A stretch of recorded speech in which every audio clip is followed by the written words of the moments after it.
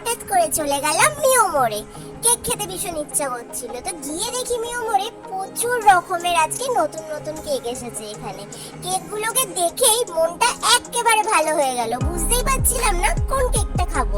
তারপরে একটার পর একটা কেক অনেকক্ষণ ধরে দাঁড়িয়ে দাঁড়িয়ে কেকই দেখছিলাম। তারপর দেখতে দেখতে মনে হলো তোমাদের সাথে একটু কেকগুলো শেয়ার করি, সেই জন্য ভিডিওটা করলাম। কেকগুলোর মধ্যে বলো তো তোমাদের কোন কেকগুলো পছন্দ হয়েছে, আমাকে কমেন্ট করে জানিও।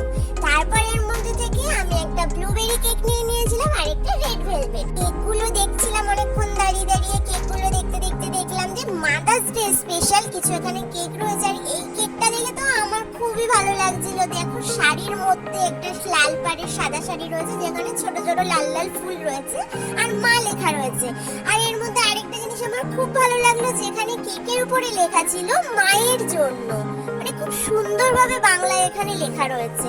আমার এগুলো দেখে এত ভালো লাগলো, তাই দাঁড়িয়ে দাঁড়িয়ে বেশ অনেকক্ষণ কেকগুলো আমি দাঁড়িয়ে দাঁড়িয়ে দেখছিলাম।